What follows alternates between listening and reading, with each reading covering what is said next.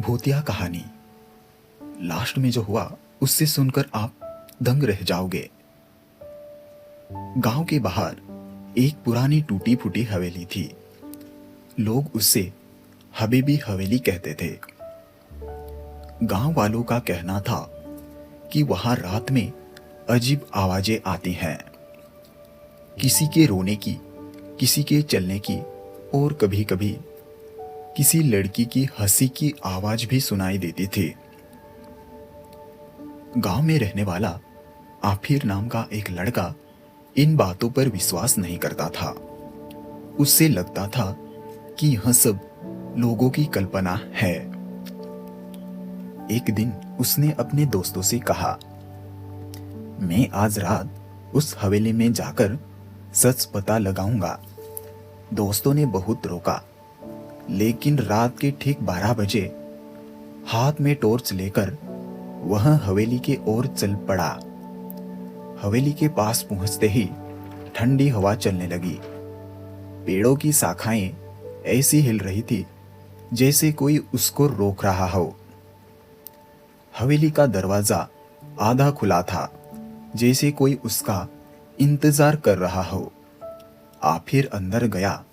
चारों तरफ धूल जाले और टूटी हुए चीजें थीं।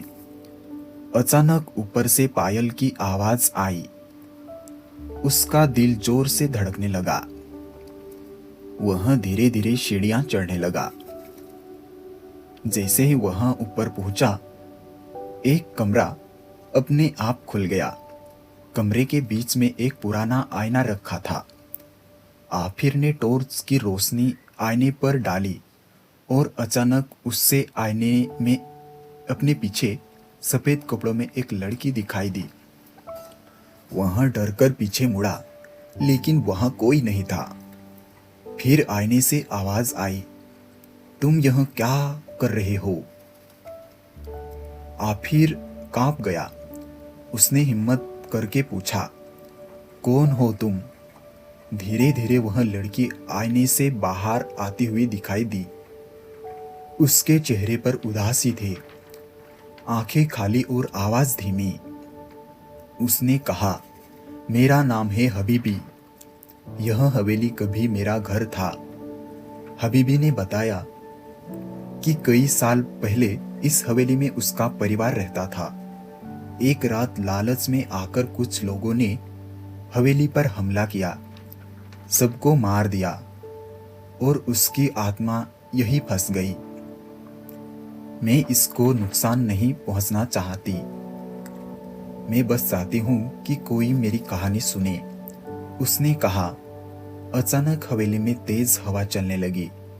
दरवाजे जोर जोर से बंद होने लगे। हबीबी की आवाज बदल गई। लेकिन जो लोग मजाक उड़ाने आते हैं वो कभी वापस नहीं जाते। आफिर डर गया। उसे याद आया कि वह चुनौती जीतने के लिए आया था। उसने तुरंत कहा, मुझे माफ कर दो, मैं तुम्हारी कहानी सबको बताऊंगा। हबीबी मुस्कुराई और धीरे धीरे धुएं की तरह गायब हुई। अचानक हवेली का दरवाजा खुल गया। आफिर भागता हुआ बाहर निकला। अगले दिन उसने पूरे गांव को सच बताया।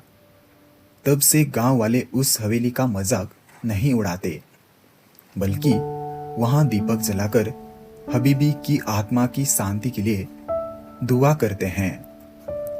लेकिन आज भी अगर कोई आधी रात को उस हवेली के पास जाए तो पायल की धीमी आवाज सुनाई देती है और आईने में लड़की दिखाई देती है, जो अभी भी किसी का इंतजार कर रही है।